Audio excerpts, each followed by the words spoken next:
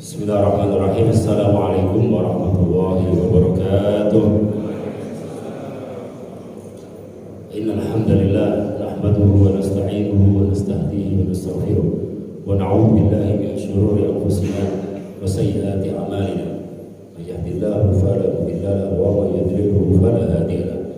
Asyhadu an la ilaha illallah wahdahu la syarika lahu wa asyhadu anna sayyidana Muhammadan abduhu wa rasuluh la nabiyya ba'dahu wa ala alihi wa sahbihi wa man tabi'a hudahu wa man wala, amma ba'd.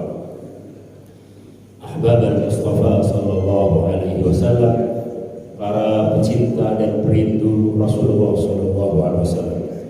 Alhamdulillah kita dipertemukan dalam majelis ilmu dan majelis hadis Rasulullah SAW. Mudah-mudahan duduknya kita di tempat yang mulia ini, di masjidnya Allah SWT, di rumahnya Allah, menjadi wasilah turunnya rahmat Allah SWT, dan mudah-mudahan kita selalu diberikan kesehatan oleh Allah SWT, karena orang yang bisa merasakan nikmatnya sehat ketika sakit. Nah, kami di minggu kemarin, satu minggu dapat ujian dari Allah, sakit, dirawat satu minggu di rumah sakit di MC Bintaro. Tapi di situ banyak hikmah, salah satunya betapa mahalnya sehat. Jadi Imam Ibnu Khaldun mengatakan, as-sihhatu tajun la ya'rifuha illa al-marda. Kesehatan adalah mahkota, taj, mahkota yang tidak bisa dirasakan kecuali orang yang sakit. Jadi waktu sakit baru ngerasain, oh ya ternyata nikmatnya sehat begini. Itu waktu sakit, waktu sehat kadang-kadang lupa gitu, betul nggak? Mudah-mudahan selalu sehat ya Bapak ya, jamaah sekalian. Ya. Langsung aja, jadi insya Allah pada pagi hari ini kita masih mengkaji kitab hadis Riyadhus Shalihin min kalami Sayyidil Mursalin sallallahu alaihi wasallam, karya Imam Abu Zakaria Yahya bin Syarafuddin, yang lebih dikenal dengan panggilan Imam Nawawi. Bukan Syekh Nawawi Banten ya, ada dua ulama besar dalam mazhab Imam Syafi'i. Jadi kalau Imam Nawawi ya pakai alif lam, itu Imam Nawawi yang dari Damaskus, yang mengarang Riyadhus Shalihin, yang mengarang Arba'in Nawawi, yang mengarang Al-Adhkar, zikir-zikir Nabi. Nah, gitu. Kalau Syekh Nawawi itu nggak pakai alif lam, Nawawi bin Umar bin Arbi Al-Bantani Tanara Serang.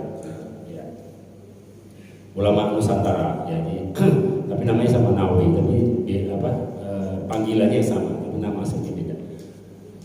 Riyadhus Shalihin, taman surganya Allah Subhanahu wa taala, ya, taman orang-orang soleh, yang isinya kumpulan hadis-hadis Nabi Muhammad SAW yang berkaitan dengan pembinaan mental, spiritual. Menjadi kebiasaan Imam Nawawi sebelum menyampaikan hadis-hadisnya itu dimulai dulu dari ayat Al-Quran. Temanya tentang asidik. Asidik itu adalah kejujuran, sifat jujur. Nah, asidku. Ya, orangnya namanya sodik, sodikin. Ya, sodik itu sodikin, orang-orang yang jujur, orang-orang yang serius, orang-orang yang sungguh-sungguh, tidak main-main dan tidak pura-pura, tidak kamuflase. Ini ayatnya ada 3 ayat di sini yang dimiliki oleh Imam Nawawi dalam kitab Riyadhus Shalihin. Taubat 119, Allah berfirman, ya ayyuhalladzina amanu taqullaha wa kunu ma'as shadiqin. Wahai orang-orang yang beriman, bertakwalah kalian kepada Allah dan bergaulah pada orang-orang soleh, orang-orang baik. Nular Pak, pergaulan itu akan nular, akan sangat berpengaruh. Kalau lingkungannya, lingkungannya kotor, ya kotor. Gitu. Jadi pengaruh bagi anak-anak. Ya kan? Karena dia kan melihat sampingnya, dia tiru. Ya, jadi lingkungan itu sangat berpengaruh.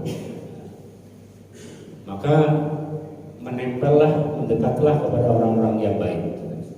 Kayak tukang las gitu, kalau tukang las itu Pak ya kan? Kalau kita di sampingnya kira-kira kena nggak? Itunya tuh ada kan dalam hadis itu. Jadi dia kena Pak, kita kena itunya, cipratan apinya ya kan. Kalau dekat tukang parfum wangi nggak? Gitu kira-kira. dekat orang soleh akan tertular kesolihannya. Itu paling tidak keberkahannya, gitu ya, aromanya gitu ya.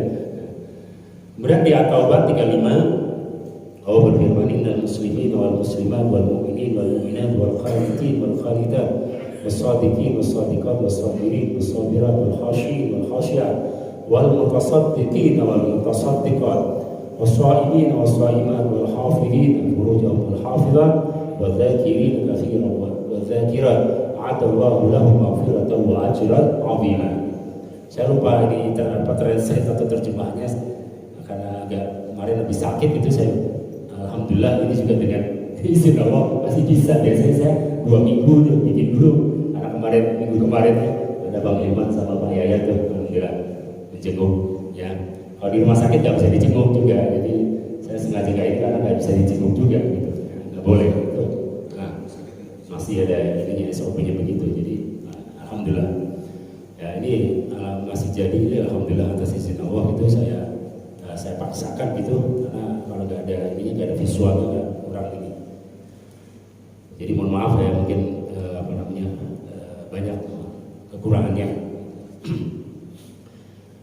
Jadi di sini artinya sesungguhnya orang yang muslim laki-laki maupun perempuan, muslimin muslimat, mukminin mukminat, ya laki perempuan yang beriman, wal qanitin wal qanitat, orang-orang yang taat kepada Allah, qanitin wal qanitat. Ini bahasa Arab Pak, beda huruf aja udah beda arti. Contohnya ini, qanitin pakai apa namanya? Ta, ya. Wal qanitina, qaf, alif panjang, nun ta kan? Qanitin gitu ya, qanitin. Wal qanitin pakai ta. Tapi kalau diganti pakai to, udah artinya sebaliknya. Kalau wal qanitin wala taqnatu mir rahmatillah innallaha yaghfiru dzunuba jami'an innahu ghafurur rahim. Di surat Az-Zumar ayat 53. Ya kan? Ya alladzina amanu qul ya ayyuhalladzina asrafu ala anfusihim la taqnatu mir rahmatillah innallaha yaghfiru dzunuba jami'an. Jangan putus asa. Jadi kalau pakai to qonata qanitin pakai to itu artinya putus asa. Tapi kalau qanitin pakai ta artinya itu yang berharap pada Allah, yang beribadah kepada Allah. Beda satu huruf udah beda arti. Ni'mah nun ain mim ta. Ni'mah ta marbuto. Ni'mah itu artinya apa? Ni'mah. Tapi ainnya diganti sama qaf. Ni'mah artinya apa? Musibah. Jadi lawan katanya, akronimnya. Jadi apa namanya? Ni'mah itu nikmat, anugerah. Ya. Kalau niqmah itu adalah bala, musibah. Ya. Jadi memang syarat mutlak kata para ulama kalau ingin menjadi ustadz, dai itu harus wajib hukumnya, wajib ain untuk belajar bahasa Arab. Kenapa? Karena Al-Quran dan hadis pakai bahasa Arab. Bagaimana dia mau mendalil, bagaimana menjelaskan tafsir Al-Quran dan hadis kalau tidak paham bahasanya? Kan tidak mungkin, nggak masuk akal. Jadi Ustaz mau jadi satu minggu langsung jadi Ustaz itu bahasa Arab nggak? Ini bagaimana mau menjelaskan? Ya, nanti keliru antara kof dengan ya, orang yang wal qanitin wal qanitat, orang-orang yang taat, perempuan laki-laki, wasadiqin wasadiqat, dan orang-orang yang jujur. Nah di sini nih Bang, wasadiqin dan orang-orang yang jujur laki-laki, wasadiqat dan jujur, orang jujur perempuan, wasabirin orang yang sabar menghadapi musibah, wasabirat dan perempuan yang sabar, wal khasyirin dan orang yang khusyuk, ya wal khasyat perempuan yang khusyuk, wal mutasaddiqin dan laki-laki yang rajin bersedekah, wal mutasaddiqat dan perempuan yang rajin bersedekah. Di sini itu namanya kesetaraan gender. Orang yang bilang Al-Quran Islam itu bias gender, Islam tidak adil pada perempuan, kata siapa? Ini ayatnya laki perempuan, maskulin feminin semuanya ada di mudzakar muannas. Ya, ada semua yang hilang. Pak, mohon maaf, ini operator kita. Semuanya ada ahlinya Pak. Kalau saya nanti tambah rusak. Mohon maaf. Serahkan semuanya pada ahlinya. Ya. Kalau bukan ahlinya jangan bicara. Mungkin goyang kan? Iya, baik. Wal mutasaddiqin wal hafidina furuja wasaimin wasaimat. Wasaimin wasaimat. Apa? Orang yang rajin puasa tidak perempuan.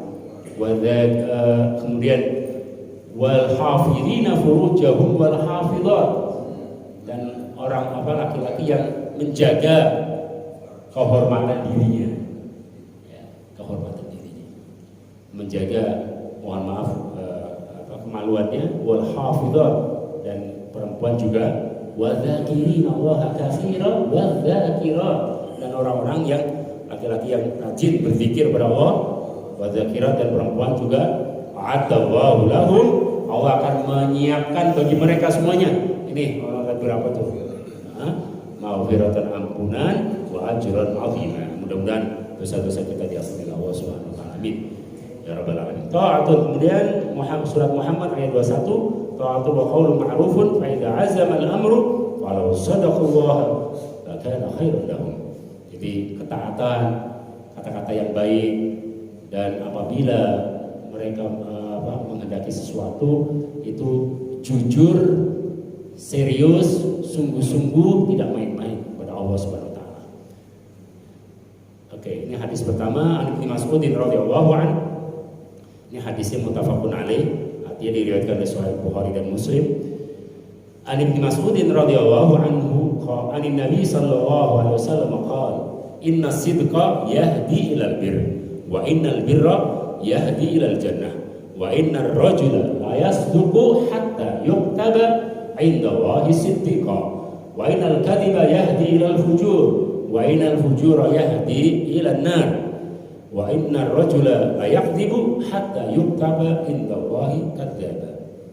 Dari Ibnu Mas'ud radhiyallahu anhu, Nabi sallallahu alaihi wasallam bersabda, sungguh kejujuran membawa kepada kebaikan. Kebaikan mengantarkan ke surga. Sungguh orang itu terbiasa jujur sehingga dicatat oleh Allah sebagai orang jujur. Jadi harus biasa, rutin, ya, menjadi habit. Sungguh dusta membawa kepada keburukan, dan keburukan itu menyeret ke neraka. Sungguh seseorang terbiasa dusta sehingga dicatat pendusta oleh Allah. HR Bukhari 6094 dan Muslim 2069. Keterangannya apa sih itu jujur, sidik kan? Salah satu sifat wajib Rasul kan ada 4 tuh, sidik, amanah, tabligh, amanah. Sidik artinya apa? Jujur. Lawannya apa? Bohong, ya, kadzib, ya, kadzib, bohong. Jadi jujur adalah kesungguhan, kesesuaian antara lahir dan batin, luar dan dalam, sesuai kata-kata dan perbuatan, tidak berpura-pura, sesuai dengan ajaran agama. Itu kata para ulama. Syekh Zakaria Al-Ansari dia mengatakan, Imam Junaid Al-Baghdadi. Imam Junaid ini apa namanya ya, maestro atau ikonnya ulama tasawuf. Kalau kita mau meneladani sufi atau ulama tasawuf yang benar, itu apa namanya, tokohnya salah satunya adalah Imam Junaid Al-Baghdadi. Namanya Abul Qasim. Ya, panggilannya Abul Qasim Junaid Al-Baghdadi. Nah, beliau mengatakan ketika ditanya tentang apa sih jujur itu, Syekh, beliau menjawab, jujur itu adalah pondasi dan pokok dari agama ini. Sementara ikhlas adalah cabangnya. Kita tadinya menyangka bahwa ikhlas itu adalah pokoknya. Enggak.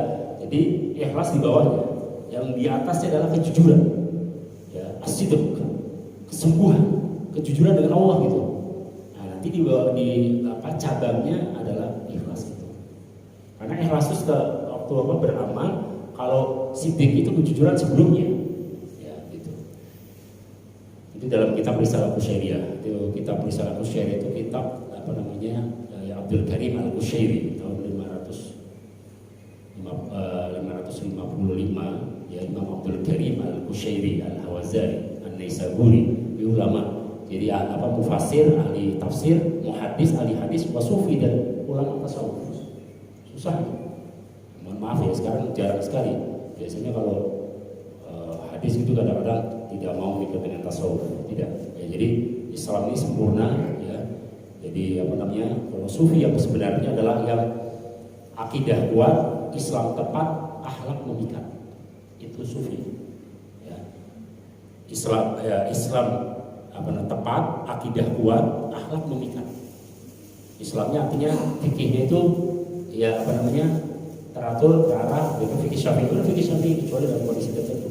Akidahnya Asy'ari 30 sifat 20 atau maksimal, jadi semuanya akidah 50 ya, sifat wajib Allah yang 20, sifat mustahil 20, kemudian sifat wajib Rasul 4, sifat mustahil 4 jadi 48, sifat jaiznya Allah 1 atau mungkinnya 1, sifat jaiznya Rasul 1 jadi 50 ya. Itu dalam ilmu tauhid akidah Ahlussunnah wal Jamaah. Kejujuran dan kesungguhan adalah sumber kebaikan, kebohongan sumber keburukan. Dicatat ada dalam hadis tadi, dicatat sebagai orang jujur. Apa maksudnya? Ditunjukkan sama Allah di hadapan malaikat, dia orang jujur. Atau Allah menggerakkan hati manusia untuk mengatakan bahwa ini orang jujur. Seperti Rasulullah sebelum jadi nabi aja itu sudah terkenal di kalangan masyarakat Arab, ya, masyarakat Quraisy, nabi itu orang jujur. Umur 25 itu nabi itu sudah diserahkan menjadi kalau sekarang itu sebagai juru lerai, jadi pernah terjadi chaos antara suku merasa paling berhak untuk meletakkan Hajar Aswad. Semuanya merasa paling berhak dia. Nah, itu mereka datangnya kemana? Ke Nabi kembalinya gitu, untuk menengahi itu. Jadi Nabi sudah menjadi rekonsiliator pada zaman itu. Padahal belum jadi Nabi, belum diangkat menjadi Nabi karena umur 40, tapi sudah dipercaya. Amin itu adalah orang yang dipercaya. Dipercaya dan beliau positif karena beliau jujur. Nah, jadi perlu di sini dicatat sebagai orang jujur itu ditunjukkan oleh Allah Subhanahu wa taala di hadapan malaikat atau di hadapan manusia. Apa sih pesannya dari hadis ini? Pak, ini masalah pesan ini mohon maaf. Setiap kita yang mempelajari hadis bisa mengambil hikmah dan pelajarannya masing-masing bisa dan beda-beda. Kalau saya tanya nih ini kan dari saya nih ada berapa tuh? 2, 3, 4, 5, 6, 7 ya. Kalau saya tanya, ada mungkin bapak-bapak bisa ketika merenungkan hadis ini keluar itu hikmah yang lain, pelajaran yang lain. Itu ya. Inilah samudra dan luasnya sabda-sabda Rasulullah. Hadis itu singkat padat, tapi penuh dengan makna yang tidak pernah habis. Seperti tafsir Al-Quran, ayatnya sudah habis, tapi makna tafsirnya tidak pernah habis. Ya, tidak pernah habis. Ya. Jadi perkataan sedikit, padat, syarat dengan makna, kaya dengan hikmah. Beda dengan kita, itu bedanya dengan kata-kata kita. Kalau kita banyak ngomong terus mana-mana, yang diambil sedikit. Ngomong 1 jam, yang diambil 5 menit. Kita manusia, ya, mohon maaf. Tapi kalau firman Allah, kalamullah, dengan sabda Rasulullah, dengan hadis Rasulullah, maqalla wa dalla, singkat, padat, syarat dengan makna, tidak pernah habis. Dan menjadi petunjuk dan inspirasi. Ya. Keutamaan sifat jujur dan harus dibiasakan, maka bisa sehari jadi nggak bisa. Dibiasakan dari kecil. Pernah dengar nggak cerita Syekh Abdul Qadir Jailani, Sultan Aulia, ya, pimpinan para wali. Nah, itu kejujurannya itu dari kecil ditanamkan oleh ibunya. Jadi ketika mau pesantren, ya mungkin usia SD gitu, ya mungkin 9-10 tahun gitu, mau pesantren, itu ibunya bilang, nah, apapun yang terjadi kamu harus jujur. Jujur dengan diri kamu sendiri, jujur dengan Allah, jujur dengan orang tua, jujur dengan keluarga, jujur dengan saudara, jujur. Baik bu, katanya, berangkat. Di tengah jalan dibegal sama preman. Wah, budi-budi ini, mau kemana? Mau ke pesantren. Kamu siapa? Namanya Abdul Qadir. Ya premannya baik juga. Dia bilang, kamu bawa uang nggak? Itu. Jadi di apa ibunya itu dikasih sangu apa ya? Orang Jawa bilang sangu. Sama sedikit ibu saya waktu pesantren ini sangunya, apa sangu ya? Bekal, duit, dikasih duit 5 dirham dengan 10 dinar. Itu sama preman itu tanya, kamu bawa duit nggak? Bawa tadi, jujur loh, gitu. Duitnya masih kecil. 10 berapa katanya? Saya bawa 5 dirham dan 10 dinar katanya. Mana nih? Itu preman kaget itu. Wah, bocah jujur amat ya. Kalau bapak begitu gimana? Bawa duit gak? Ya kan, mikir-mikir ya. Mikir-mikir kan. Nah, ini jujur banget. Itu subhanallah semua hidayah dari Allah. Itu premannya juga akhirnya apa? Premannya dia. Jadi preman memang tampang preman, tapi hati pink dia. Akhirnya apa? Dia bilang, wah, mau pesantren, saya ikut ya, kata gitu. Ikutin. Dan menjadi murid pertamanya dari Syaikhul Fatihah. Ya, namanya Al-Hattab atau siapa gitu. Tapi yang jelas artinya bahwa ini pesan moral, ya, pelajaran yang luar biasa tentang kejujuran. Kan juga ada salah satu anggota KPK waktu, ya saya nggak sebutkan, dia bilang, saya dididik dari kecil sama ibu saya jujur. Oh jujur, kamu kapur juga kalau misalnya kamu jadi guru atau kapur jangan dikorupsi, kapur juga katanya. Kapur apalagi usia di apa sih, jangan diambil. Kalau bukan milik kamu jangan diambil. Kata dia tertanam tuh sampai tua tertanam. Gitu. Jadi nggak berani dia kalau bukan milik dia nggak berani. Ya, salah satu keberkahan karena dia ngikutin ibunya dengan sifat jujur menjadi berkah. Ya, mungkin udah pernah tahu dah, gitu ya. Keburukan sifat dusta. Perbaiki kualitas pendidikan bukan hanya pengajaran, Pak. Kalau ngajarin gampang. Mengajarin itu cuma pindah informasi doang. Maklumat bukan ilmu. Beda antara ilmu dengan maklumat. Kalau maklumat itu wawasan, tiap hari berubah. Tiap hari berubah terus. Kayak apa? Kayak kita baca postingan di WA, berita-berita di WA, di grup gitu. Atau baca wadah ini berita gini-gini. Itu mah nanti besok dia ganti lagi. Betul nggak? Tapi kalau ilmu dia akan menetap dalam hati, akan menyinari dalam wajah kita. Itu kalau ilmu. Makanya kalau dalam Al-Quran ya, jadi ilmu dan khasyah membawa kepada takut kepada Allah. Itu ilmu. Tapi kalau maklumat ya itu aja. Ya cuma wawasan. Itu ilmu maklumat. Tapi ilmu dia membekas, efek gitu ya. Oke. Jadi yang ini itu ada pendidikannya. Kayak pesantren itu pendidikan, bukan pengajaran. Karena apa? Kiainya juga mikirin, oh, kalau malam-malam gimana ya santri, gimana murid, apakah ya diajarin siang tadi itu masuk ke hati dia, bisa membekas dalam perilaku dia atau tidak? Itu dipikirkan. Rasul begitu ditangisi umat, kita ditangisi nyantai aja. Rasul nangisin kita, umati ya Allah, gimana umat saya. Ya, itu sayangnya Rasulullah, saking sayangnya Rasulullah. Banyak orang sekarang beri contoh, tapi sedikit yang menjadi contoh. Begini itu. Contoh begini. Itu banyak yang ngasih contoh, tapi sedikit yang jadi contoh. Ya. Banyak yang merasa pintar, tapi sedikit yang pintar merasa. Bener gitu? Banyak yang merasa pintar, tapi sedikit yang pintar merasa dirinya bermanfaat. Kebiasaan, habit, kebaikan dan kejujuran harus dibiasakan. Orang Jawa bilang pisau jalanan soko mulino gitu ya saudara ya. Orang Jawa banyak mana orang Jawa.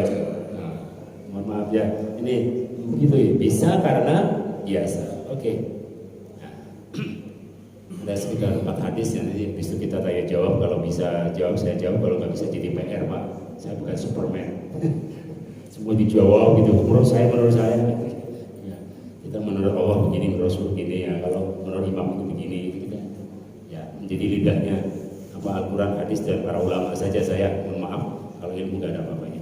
An Nabi Muhammad Al-Hasan bin Ali bin Abi Thalib radhiyallahu anhu maqal hafidtu min Rasulillah sallallahu alaihi wasallam da' ma yuribu ila ma la yuribu.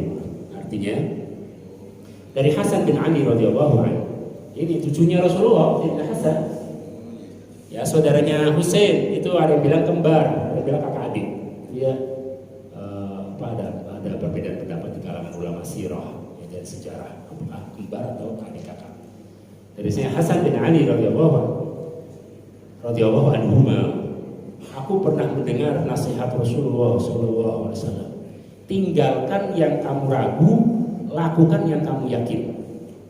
Kalau ragu, tinggalkan. Sungguh kejujuran adalah ketenangan dan kebahagiaan. Sementara dusta dan kemaksiatan adalah kegalauan dan keresahan. Luar biasa, benar. Setiap kita ngalamin itu, ya, di hati. HR Tirmidzi 2518 dan Nasai 5220. Nih, apa sih maksudnya ketenangan itu? Tumakninah itu ya gak bisa kita nilai dengan materi ya. Tumakninah adalah ketenangan jiwa dan hati. Enak aja pokoknya itu apa ya? Nuansa batin, orang bilang nuansa batinnya itu enak gitu. Nggak resah. Karena kita tuh sedih enggak atau gimana be? Nggak enak lah hati. Nggak bisa digambarkan dengan kata-kata atau tuliskan dengan pena. Ya. Ketenangan jiwa dan hati secara fisikis itu rasanya enak, selamat dari azab neraka. Ya. Ada istilah riba pada keraguan, kegalauan, kebimbangan, pintu kemunafikan dan jatuh dalam bala.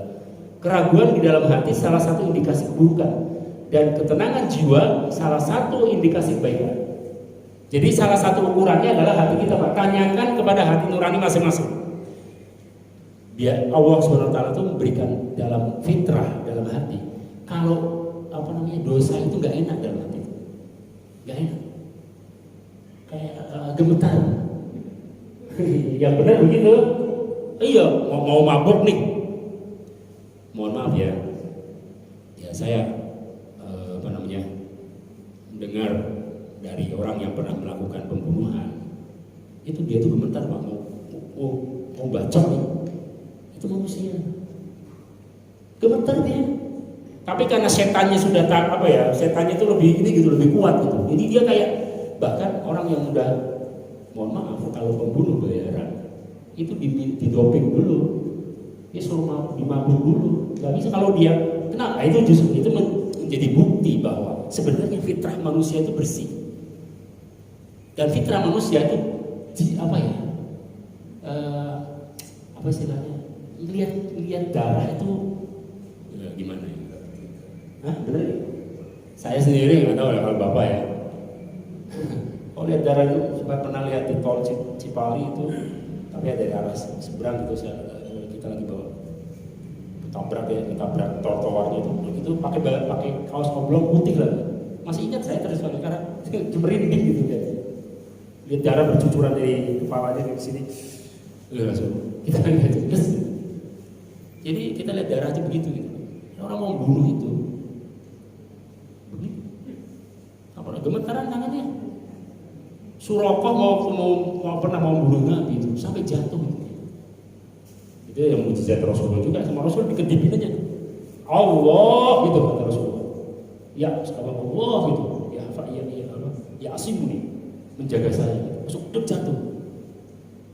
Jadi kekuatan ini mujizat Rasulullah, dan juga dalam sisi lain memang fitrahnya dia membunuh bayaran. Kalau bisa mendatangkan Nabi dalam keadaan mati gitu, akan dapat 100 onta, dan onta itu kalau sekarang harganya mobil mewah. Bisa dibayangkan Pak, 100 onta, 100 kali 1M aja 100M. Gimana nggak mau dia? Yang penting bisa bunuh Nabi, itu jahat. Dikejar itu Rasulullah sampai ke Gua Sur. Kejar. Oh ya. Jadi fitrah manusia. Jadi kalau kita gini, kalau kita nggak tahu hukumnya, tapi di hati itu nggak enak itu, jangan dilakukan. Itu salah satu sinyal dari Allah bahwa itu tuh dosa. Kayak badan kita nih, kalau ada virus masuk nih, itu sebenarnya hidung itu bicara dia, langsung itu wahai. Itu salah satu tanda dari Allah ada penyakit, jadi ada virus mau masuk, oleh antibodi kita diserang. Gitu ya. Sama juga, misalnya mau mabuk, mau mau makan anggaran gitu kan, karena diberikan kepercayaan bendahara gitu ya, atau di instansi atau di kementerian, sebenarnya ada bisa ini jalannya bisa diatur, tapi ada nggak enaknya ya, tinggalkan itu kan Rasulullah ya, tinggalkan sesuatu yang ragu, lakukan yang yakin. Nah, jadi benar itu bahwa nih makanya pesannya Pak, waro dan hati-hati dalam agama. Hati-hati, tanyalah hati nurani, berpikir sebelum berbuat, cocok dengan agama atau tidak. Kebahagiaan hati dan ketenangan jiwa. Salah satu kalau enak nih apa namanya jadi baik. Kalau apa gundah gulana nggak enak atau suasana gimana sih hati ini nggak karu-karuan, jangan tinggalkan. Ya. Hadis 3 langsung hadisnya apa namanya? Qala Herqul fama ya'murukum qala Abu Sufyan qultu yaqul ubudullah wahdahu la tusyriku syai'a wa atruku ma yaqulu abakum. Ya. Dari Abu Sufyan radhiyallahu an, Kaisar Hercules ya, raja Romawi satu zaman Nabi ini bertanya kepadaku, Abu Sufyan ya, waktu itu Abu Sufyan belum masuk Islam, apa yang disuruh oleh Nabi kalian? Abu Sufyan menjawab, ya Rasul SAW menyeru umatnya untuk tidak syirik, untuk jujur, menjaga harga diri dan silaturahmi. Tuh. Ya, ini Bukhari, hadis nomor 7. Ini hadisnya sebenarnya aslinya ini hadisnya 3 halaman ini. Hadis paling panjang di Sahih Bukhari ini. Karena dialog antara Raja Romawi Hercules dengan apa namanya? Juru bicaranya Rasulullah, Jibril ya. Kronologi hadisnya adalah asbabul nuzul itu ya, kisah Raja Hercules dan korespondensi dengan Rasulullah SAW. Jubirnya Abu Sufyan dari dulu udah ada, diplomasi itu dari dulu Pak. Jadi G2G istilah sekarang itu government to government atau P to P, people to people. Kalau dalam diplomasi Kementerian Luar Negeri saya pernah ikut ke situ dalam diplomasi budayaan dan pendidikan di Mesir, saya pernah ikut beberapa tahun. Itu salah satunya begitu. Jadi kita melobi ya Mesir misalnya untuk bisa menukar pelajar dan dosen. Itu udah dilakukan Rasulullah, itu korespondensi dan diplomasi. Jadi kita Rasul malah menyuruh Usama bin Zaid, kamu pelajari bahasa Yahudi, Ibrani, pelajari, habis itu kamu ke sana. Kalau kita mau berdakwah ke Amerika, ke Eropa, ya kita kuasai bahasa Inggris dulu. Cuman Quran hafal, tapi nggak bisa bahasa Inggris, nah, gimana jelasinnya? Pakai bahasa Sunda, bahasa Jawa ya nggak bisa, pakai bahasa Inggris. Ya, English and Arabic. Kita puasa itu English and Arabic, English for Europe, ya, Western. Kalau ini for apa namanya Middle East ya, atau Middle East Asia itu pakai Arab. Bahannya Quran, hadis, akidah Islamiyah, syariah Islamiyah dan akhlak Islamiyah. Gitu. Ini dikemas dalam bahasa Inggris yang bagus. Gitu. Insya Allah itu akan efektif. Jubir Abu Sufyan, afaf adalah sifat menjaga dan menghormat diri. Pesan hadis adalah kesaksian non muslim akan keindahan Islam. Jadi waktu itu Abu Sufyan itu belum masuk Islam, tapi dia sudah berani menjadi jubirnya Nabi. Ini menjadi bahwa untuk hubungan diplomasi, hubungan muamalat, hubungan sosial itu boleh bermitra dengan non muslim.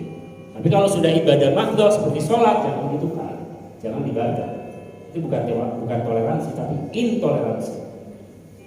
Akum dinukum waliyadin dalam masalah ibadah dan agama atau tauhid, tapi dalam masalah sosial dan muamalat silahkan. Nabi juga menggadaikan bajunya waktu mau hijrah kepada apa namanya orang Yahudi, dan guide-nya juga Yahudi namanya Abdullah bin Uraiqib gitu, ya. Itu dia pembantunya Abu Bakar As-Siddiq. Jadi begitu, memang udah ada regulasi dan aturan mainnya. Ajakan kebaikan dan kejujuran, keindahan dan kesempurnaan. Oke. Satu lagi deh. Di sini dari Sahal bin Hunayf dari Nabi, man sa'ala Allah Ta'ala syahada bisidqin balaghahu manazil syuhada wa in mata ala firasih. Dari Sahal bin Hunayf bahwa Nabi SAW bersabda, siapa saja yang mohon kepada Allah mati syahid dengan jujur ya, syaratnya jujur, serius gitu, sungguh-sungguh, nggak main-main dengan Allah, maka Allah akan menempatkan dia di posisi syahid meski meninggal di atas kasur. Meski meninggal di atas kasur, Pak. Meninggalnya di atas kasur, tapi nilainya seperti syahid di hadapan Allah. Begitu.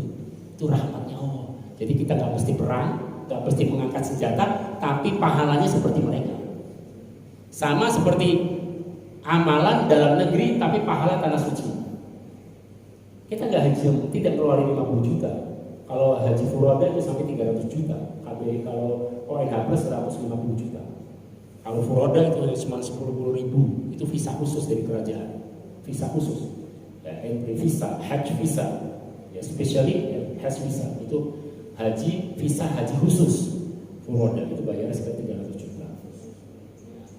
Itu Allah tahu, Rasul tahu ada umatnya yang tidak bisa itu karena stroke misalnya, nggak bisa haji walaupun ada duit. Atau sekarang kota dibatasi, walaupun punya duit bapak nggak bisa, nggak ada kotanya. Atau hamil tua 7 bulan nggak bisa juga naik pesawat lagi haji. Gimana itu? Jangan putus asa. Ada amalan dalam negeri pahala tanah suci. Salah satunya di Sunan Tirmidzi hadis 483. An Anas radhiyallahu anhu qala Nabi sallallahu alaihi wasallam man shalla subha fi jama'atin summa yajlisu fi musallahu yadhkuru Allah ta'ala hatta tatlu asy-syamsu summa shalla rak'atain kana lahu mislu ajri hajjatin wa umratin tamah. Nabi bersabda, barang siapa yang sholat subuh berjamaah kemudian dia tidak langsung pulang, melanjutkan dengan i'tikaf atau kajian seperti ini sampai terbit matahari, lalu dia sholat duha atau subuh 2 rakaat, kemudian dia pulang. Barang siapa yang melakukan itu secara istiqomah dan rutin sampai dia meninggal atau sampai dia pergi haji, sampai dia dimampukan oleh Allah memberikan rezeki untuk pergi haji, dia akan mendapatkan pahala seperti haji dan umrah sempurna 3 kali kata Rasulullah. Luar biasa kan?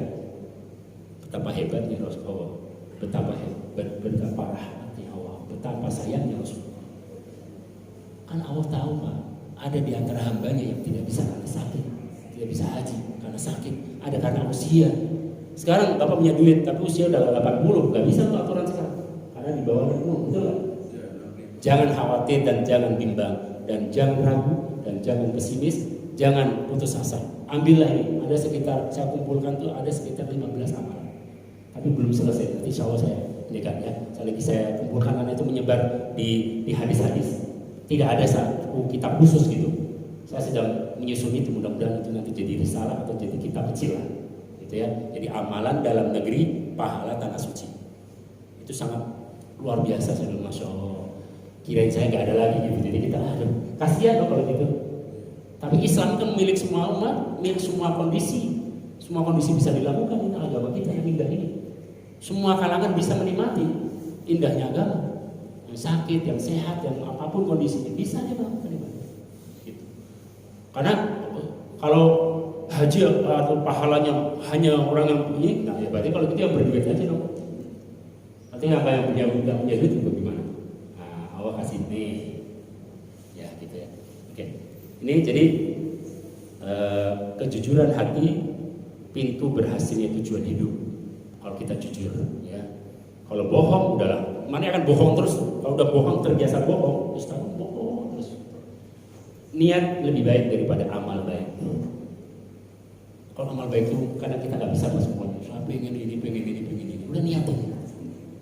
Ya, kalau alhamdulillah semuanya bisa ini, alhamdulillah. Kalau ada sebagian alhamdulillah, ya. Niat kebaikan walaupun belum maksimal kebaikan itu. Gak apa-apa, yang penting udah ada niat baik. Di Mu'jam Tabrani dengan sanad yang hasan, Rasul bersabda, niatul mu'min khairun min amalih. Niatnya orang yang beriman itu lebih baik daripada amal. Kalau amal kadang-kadang kita terbatas dengan waktu dan tempat, Pak. Udah lagi, aduh saya ini, tahunya pas mau hari-harinya sakit. Saya mau sholat Idul Adha insyaallah, sakit. Saya mau kurban insyaallah, dia mau kurban udah meninggal. Nah, makanya nanti Allah akan menilai dengan niat-niat baik itu ya. Lah selagi gak bayar Pak, emang niat bayar? Ya nggak, semua sekarang serba bayar. Alhamdulillah gak bayar niatnya, maka niatkan yang baik ya. Gitu. Niat kebaikan, sunnah mohon mati syahid itu sunnah hukumnya kita. Ya Allah matikanlah saya dalam keadaan syahid ya Allah, itu sunnah hukumnya, minta itu. Walaupun mati di atas kasur, gitu ya. sunnah niat kebaikan.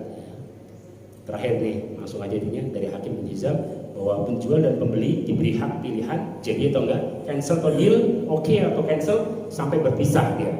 Jika keduanya jujur dan transparan maka berkahlah dagangannya. Kalau sebaliknya enggak jujur, hilanglah keberkahan. Hilanglah keberkahan. Jadi carilah keberkahan. Walaupun sedikit, berkah itu lebih baik daripada banyak berkah. Maunya mah banyak berkah. Itu maunya ya banyak triliunan kita punya harta, tapi berkah. Tapi kalaupun disuruh pilih antara banyak tapi nggak berkah atau sedikit berkah, mana milih? Sedikit berkah, gitu ya. Karena kalau udah berkah tuh enak Pak. Kalau berkah enak semua, nggak masalah. Kalau banyak nggak berkah itu ya ada aja masalahnya. Udah banyak duit, taunya anaknya atau diuji istrinya sakit yang membutuhkan biaya lebih dari apa yang dia punya. Mau apa? Mohon maaf, saya kejadian, ya, saya nggak ceritakan, ada salah satu jamaah, wah dia punya rumah banyak di Bintaro,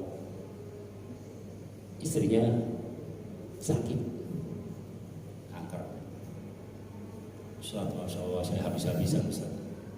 Itu rumah saya dijual, yang saya jual, ini jual ke Singapura dia berobat. Gak apa-apa lah, yang penting istri saya sembuh kata dia. Bagus Pak, betul. Apa untuk istri? Gimana lagi katanya Pak ya, Ustadz ya, yang penting saya cuman apa ya, yang mohon sama Allah nanti sembuh aja. Selagi masih ada saya mampu saya bayar kata gitu.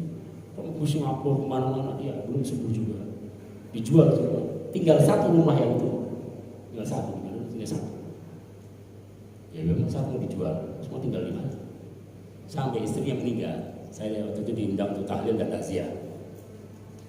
Ya dia nangis sedih, bilang, "Ya usah sedih, Masya Allah, apapun yang dari Allah itulah yang terbaik. Ya, dan ujian Insya Allah akan diterima oleh Allah SWT. Ya, nggak usah khawatir. Kalau benar-benar Bapak jujur, Allah akan ganti. Gitu. Ya, Allah akan ganti. Itu Allah akan lagi nyoba, lagi uji kita. Kita benar beriman sama Allah enggak? Itu artinya memang benar kejadian itu. Ya, jadi apa namanya? Kalau inti begini. Jadi carilah di dalam kehidupan ini keberkahan dalam rezeki kita, keberkahan dalam hidup kita, keberkahan dalam usia kita, keberkahan dalam ilmu kita dan keluarga kita. Makanya Rasulullah SAW kan waktu diminta untuk doain anaknya Ummu Sulaim, Anas bin Malik waktu kecil itu, ibunya ke Rasulullah, ya Rasulullah saya nitip anak saya ini pesantren nama engkau ya Rasulullah. Saya titipin di sini. Cuma saya minta doanya untuk anak saya ini. Apa kata Rasulullah? Baik. Ya. Kemudian juga Allahumma barik lahu fi amwali. Allahumma barik. Ya Allah berkailah umurnya, berkailah apa namanya keluarganya, berkailah hartanya. Gitu. Rasul bukan ya Allah perbanyak apa ya? Perbanyak hartanya, perpanjang umurnya, enggak begitu. Rasul berkailah umurnya, berkailah keluarganya, berkailah hartanya. Benar semuanya karena doanya Nabi ya, doanya Nabi kan manjur. Itu tiga-tiganya terkabul semua. Tadi berkailah hartanya. Anas bin Malik itu punya kebun kurma. Yang lain panen ikut panen, yang lain gak panen sendiri. Coba, Bapak punya kebun durian, yang lain panen, yang lain gak panen sendiri, mahal gak? Mahal. Tuh keberkahan. Itu ada dalam kitab apa namanya Al-Isabah fi Tamyiz Hayati Sahabat, kompilasi kumpulan biografi sahabat 12.000 sahabat. Itu Ibnu Hajar Asqalani. Itu diceritakan di situ. Kemudian berkailah usianya. Beliau paling lama meninggal, paling panjang umurnya 150-an umurnya. Yang lain seangkatan belum ada. Bahkan dalam riwayat satu keluarga itu jadi ini masjid semua. Jadi satu masjid itu keluarga semua. Yang adanya cucunya, yang apa namanya imamnya beliau, yang khotibnya anaknya, yang jamaahnya pengurus DKM-nya anak-anaknya, apa namanya yang jamaahnya cucu-cucunya. Ratusan itu cucunya. Itu berkah, keberkahan doanya Rasulullah. Berkailah apa tadi keluarganya. Beliau paling banyak anaknya dan cucunya. Ya, jadi mintalah berkah dari Allah ya insya Allah. Jadi itu saya kira penjual dan pembeli punya hak untuk apa cancel, apa lanjut, muamalah Islam, kesepakatan dan keterbukaan, transparansi dalam akad dan transaksi, kejujuran, dusta, kehinaan dan kesenangan, keikhlasan, kesungguhan dan kejujuran. usaha haram tidak akan berkah walaupun banyak. Kalau haram nih narkoba misalnya atau zat adiktif, dia bisnis itu nggak bakalan berkah walaupun banyak. Gitu ya, itu saja. Silakan, ada beberapa menit kalau mau ditanyakan. Kalau bisa saja, kalau nggak bisa PR.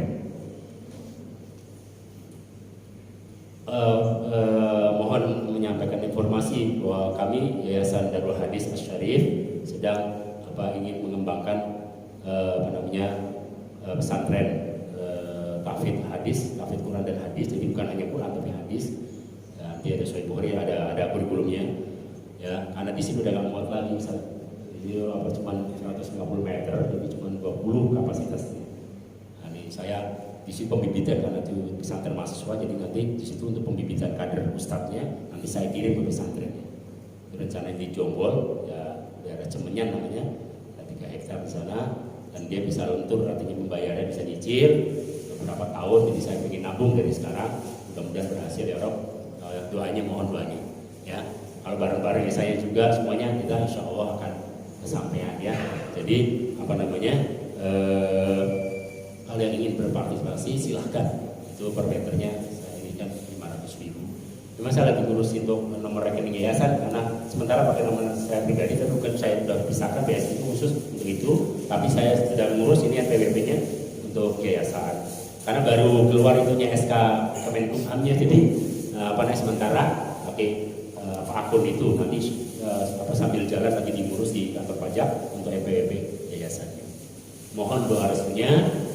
Kalau yang ingin membantu silakan ke kami atau Pak Yayan begitu, ada jadi share atau Bang Hilman boleh juga ya. Mudah-mudahan menjadi investasi akhirat kita semuanya, amin ya rabbal alamin. Nah, saya di sana nanti benar-benar calon mufasir, ahli tafsir, calon hadis, ahli hadis, calon ahli usuluddin, ahli tauhid, ahli sunnah jamaah, calon ahli tasawuf yang benar, calon fakih, ahli fikih, calon usuli, ahli usul fikih yang benar. Itu aja. Ya, itu cita-cita kami begitu. Mudah-mudahan dikabulkan oleh Allah Subhanahu wa taala. Ya, mudah-mudahan dengan wasilah itu menjadi sedekah jariah untuk kita semuanya yang tidak akan pernah rugi dan kita akan mengalir terus pahalanya walaupun kita meninggal. Jadi walaupun kita sudah meninggal, kuburan kami terus akan. Tidak, mohon maaf. Silakan, ada yang mau ditanyakan nggak? Satu dua, ayo. Ayo silakan, ada nggak? Waalaikumsalam. Ya, silakan. Ayo. Fadhal. Ingin menekankan tadi Pak. Ya. Jadi hadir dari kalau kopiah subuh sampai matahari terbit tadi ya. Ya. Mendapat pahala Haji dan umroh. Ya. Nah, itu harus dilakukan selama di masjid atau kalau kita pulang kita bisa. Oh iya. Tapi tetap dalam kondisi kita berzikir. Baik. Waalaikumsalam warahmatullahi wabarakatuh. Kalau kita jazakumullah khair habibana mahbub. Kalau kita lihat dari teks hadisnya ya. Kalau kita lihat dari teks hadisnya kan man shalla subha fi jamaah, barang siapa yang sholat subuh berjamaah. Kemudian di situ summa yajlisu fi musallahu, dia masih tidak meninggalkan tempat, masih tetap duduk di tempat sholatnya. Tidak, di situ tidak dikatakan di masjid. Ini salah satu rahmat Allah juga. Artinya bisa ya di rumah nih. Kalau misalnya sakit kita nggak bisa, atau hujan bisa deras kita nggak bisa halangan nggak bisa ke masjid. Yang penting tadi sholat jamaah. Kalau nggak jamaah ya nggak masuk karena jamaah. Kemudian duduk di tempatnya. Itu musola itu artinya makan sholat. Itu jadi ismul makan, nama tempat, artinya di tempatnya. Ya, itu rahmatnya Allah dan Rasulullah. Kemudian terus dia nggak tidur sampai dia dikir wiridan, banyak Pak wiridan habis subuh itu masya Allah. Kalau kita baca di Al-Adhkar Imam Nawawi, apalagi orang-orang tarekat ya, seperti Al-Fakir, mohon maaf kami tarekat Qadiriyah, Naqsyabandiyah, Syadziliyah. Saya waktu di Mesir kita ijazah Syadziliyah karena rata-rata ulama Mesir itu Syadziliyah. Syahli Jum'ah, Profesor Dr. Syahli Jum'ah, Syekh Yusri dan kebanyakan. Kalau di Indonesia dan Asia Tenggara itu kebanyakan tasawufnya itu Qadiriyah Naqsyabandiyah. Kalau kami Qadiriyah Naqsyabandiyah ke Asrori dan Muhammad Usman Al-Ishaqi Sunan Giri, keturunan Nabi Ishaqi, Maulana Ishaq. ya, pesantren Al-Fitrah Kediri. Nah, apa tidak sebenarnya? Nah itu kita udah terbiasa kalau habis subuh ini waduh panjang banget. Saya kalau di rumah nih sampai 2 hari kadang belum selesai. Oh, mulai dari apa namanya astagfirullah. Kalau saya praktekkan di sini saya kira udah kabur semua, makanya saya singkat. Mohon maaf. Ya, jadi kalau saya untuk pribadi saya ini apa namanya banyak banget dah. Tapi kalau untuk jamaah saya singkat. Rasulullah kalau untuk diri sendiri itu paling tahajud Rasulullah SAW. Untuk umatnya yang ringan. Jangan dibalik, untuk jamaahnya berat, untuk dirinya santai. Enggak. Kalau kita mohon maaf, kalau saya pribadi itu begitu. Jadi kalau untuk saya pikir kalau ini kita kalau di habis subuh ya itu apa namanya dari istighfar sampai doa, kemudian la ilaha illallah 165 keras la ilaha illallah. Sodik itu kalau itu ngajarin ya. La ilaha illallah bil jahri 165 itu ada syaratnya kita. Kemudian apa namanya? Allah begini di ini sebelah kiri sini di bawah sanubari dua jari ya itu ada latifah 7 ini kalau diutarakan paham Allah berarti nggak pakai suara Allah 1000 kali itu udah berapa menit ya belum nanti dalail khairat ya, dalail itu bisa sengaja pokoknya ada waktu apa namanya amalan lebih banyak daripada waktu gitu. Ya jadi sampai subuh sampai terbit matahari baru dia sholat duha atau sholat subuh tadi itu baru dapat itu pahala ya, ya. Jadi bukan sembarangan gitu ya. Tapi masalah tadi di rumah atau di masjid bisa karena di sini redaksinya musholla tempat sholatnya alhamdulillah ya itu rahmatnya Allah dan rahmatnya Rasulullah SAW gitu ya Pak. Jadi kalau udah bisa di masjid nih karena ada udzur gitu kan itu lakukan itu yang penting sampai itu tadi insya Allah. Dan yang keduanya jangan salah paham enak dong Tat kalau gitu ngapain daripada kita ngeluarin 40 juta, 50 juta ya mendingan begini aja nggak usah haji. Bukan begitu. Mohon maaf, itu salah paham. Karena Nabi juga mengatakan di situ kana lahu mislu seperti. Nah, kata-kata seperti Pak. Kamu kayak ini ya, kamu seperti ini. Apakah persis? Amalan dalam negeri pahala tanah suci apakah persis seperti di tanah suci? Nah, itu kata ulama. Tapi juga tadi bahwa kalau memang dia tidak punya kondisinya hanya itu, Allah juga tahu. Ya tadi udah sekarang udah sakit kritis gitu di atas kasur nggak bisa jalan, orang nggak bisa berdiri nggak bisa. Tapi dia apa namanya tadi habis subuh ya kalau misalnya nggak bisa jamaah sama ada ilmunya Pak dalam fikih Syafi'i dijelaskan dalam kitab Mughil Muhtaj Syarh Al-Minhaj Imam Syafi'i Asy-Syafi'i mohon maaf sebentar. Gimana saya mau sholat jamaah saya tinggal sendiri? Kata guru saya Profesor Dr. Yusri Mustijab Al-Hasan Syafi'i beliau bilang sebenarnya kalau tahu ilmunya orang itu tidak pernah sholat sendiri dia bisa jamaah. Gimana caranya? Kalau kita sendiri nih orang bersama gimana caranya? Sholat berjamaah dengan malaikat ini dengan 2 malaikat. Saya tadi nggak tahu itu. Mesti belum bilang ini mana? Iya ada pendapat itu Imam Nawawi ada dalam fikih Syafi'i. Jadi kalau kita ini mendesak gitu ya, darurat gitu nggak ada temennya, gimana? Sholli fardhu subhi raka'ataini mustaqbilal qiblati ma'muman ma'al malakaini. Ya Allah, saya sholat subuh ya 2 rakaat menghadap kiblat berjamaah atau makmum dengan 2 malaikat. Tapi jangan dibiasain. Terjadi hobi lagi. Enggak itu darurat. Kata coach saya darurat Pak. Ntar jadi hobi lagi. Wah enak juga nih. Malah gak masjid lagi. Waduh kacau misalnya. Mohon maaf saya sebenarnya gak mau buka ini. Karena tadi bahasanya mungkin ada kondisi memang ini gimana lagi. Ya. Tapi sekali lagi jangan salah paham. Jangan salah paham Pak. Banyak orang sekarang salah paham. Jadi error. Jadi menyimpang karena salah paham. Ya. Jadi agama ini enak, indah.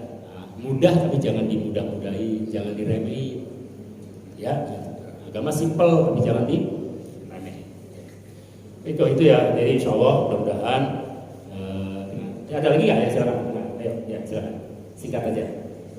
Ini nggak apa-apa nih udah jam lewat nggak apa-apa. Ya sebentar aja ya. Assalamualaikum warahmatullahi wabarakatuh. Waalaikumsalam warahmatullahi wabarakatuh. Pak.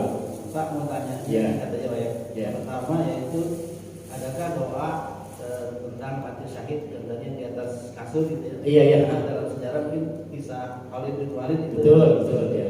Dan yang kedua kapan sih timbulnya jujur dan keraguan? Apakah setelah berilmu atau sebelum berilmu? Makasih. Oke, baik. Pertama untuk doa ini ada Allahumma rzuqni syahadata, ya. Salah satunya Allahumma rzuqni syahadata indal maut, ya. Allahumma rzuqni syahadata di Sunan Tirmidzi kalau nggak salah. Jadi Rasul pernah mengajarkan itu, ya pada oleh Imam pada sahabat yang lain. Ya Rasulullah, saya gimana pengin gitu mendapatkan pahala syahid. Iya, kamu doa dengan ini, walaupun kamu mati di atas kasur, kami insya Allah dapat pahala syuhada. Allahumma rzuqni syahadata indal maut. Ya Allah, berikanlah, anugerahkan kepada saya mati syahid ketika meninggal. Ya. Jadi walaupun di atas kasur, kan ada di Maulid Ya Allah, di bak itu hidna bi syahadah. Apa tuh yang sebelah ayat tadi? Ingat enggak? Ada kan itu? Iya, itu ada tuh. Itu di situ minta mati syahid walaupun di atas kasur matinya. Rasulullah SAW, mohon maaf, Rasulullah SAW wafat, ya dipanggil oleh Allah di mana? Waktu perang atau di atas pangkuannya Sayyidah Aisyah? Di atas pangkuannya Sayyidah Aisyah, di kamarnya Rasulullah yang sekarang ini. Di kamarnya. Dan ulama sejarah sepakat tidak ada nabi, tidak ada rasul yang diketahui pasti tempat meninggalnya kecuali Rasulullah. Kecuali Rasulullah, sallallahu alaihi wasallam, kecuali Rasulullah. Nabi Hud di mana?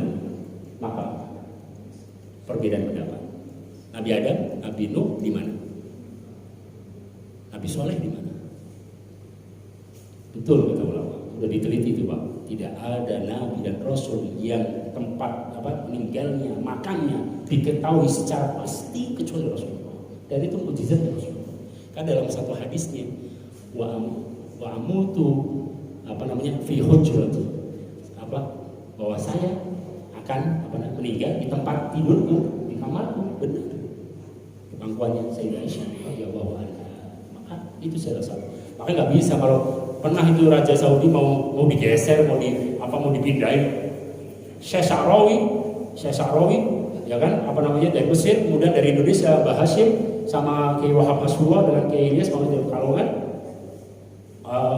datang ke Saudi, ya menolak itu, akhirnya batal. Perjuangan ulama kita itu, ulama Indonesia, ulama Nusantara itu ada dalam sejarah. Mereka lagi gencar-gencarnya waktu itu Wahabiyah untuk ini kan situs-situs dan sejarah peninggalan Nabi mau digeser, mau ini semua langsung ke Mbah Wahab Hasbullah dari Jombang, Mbah Hashim, ya muridnya Syekh Khalil, muridnya Imam Nawawi, muridnya Abdul Samad Al-Falimbani, muridnya Nejo Al-Husaini, Sayyid Zakaria Ansari, muridnya Suyuti muridnya Al-Hasan Al-Asqalani, Abdul Rahim Al-Iraqi, kemudian dari Buya Berjari, Imam Bukhari, Yazid bin Makki, Hakim bin Ibrahim, Yazid bin Al-Aqwa, dari Rasulullah SAW, dari Malaikat Jibril, dari Allah, udah dari itu dijaga sama Allah. Terus mata rantai sanad silsilah ulama, silsilah Ahlussunnah, jadi akan dijaga oleh Allah. Ya, jadi begitu ya. Itu yang punya keduanya apa tadi? Jadi lupa ya. Oh ya, timbul keraguan setelah salah satu tandanya tentu saja keraguan itu sebelum berilmu. Iya, jahil itu kan salah satu, jahil itu katanya kebodohan. Nah, salah satu rentetan dari kebodohan adalah riba, keraguan. Kalau dia berilmu akan melahirkan al-yaqin. Bisa juga kalau dalam hukum itu syubhat. Remang-remang ragu dan kalau remang-remang ya, itu syubhat. Jadi halal nggak jelas halal atau nggak jelas haram. Atau kita nggak tahu ini halal atau haram, itu juga syubhat. Ya, jadi ilmu yang benar akan membawa kepada keyakinan. Al-yakin, kemudian hakul ainul yakin dan hakul yakin. Tiga itu ya pada dalam bahasa umum. Ya. Jadi begitu ya, Pak ya. Saya kira cukup kan udah jam 6:04 ya. Jadi mudah-mudahan apa yang kita pelajari pada subuh kali ini diberkahi oleh Allah SWT. Mudah-mudahan Allah SWT berkenan berkahi umur kita, memberkahi keluarga kita, memberkahi ekonomi kita, memberkahi keluarga kita. ya, memberkahi apa semua yang kita miliki. Amin ya rabbal alamin. Dan mudah-mudahan kita minta kepada Allah SWT dimatikan dalam keadaan syahid walaupun meninggal di atas kasur dan ranjang kita. Amin ya rabbal alamin. Ya, kita tutup kafaratul majlis. Subhanakallahumma wa bihamdika asyhadu an la ilaha illa anta astaghfiruka wa atubu ilaik. Sallallahu alaihi Muhammad. Wassalamualaikum warahmatullahi wabarakatuh.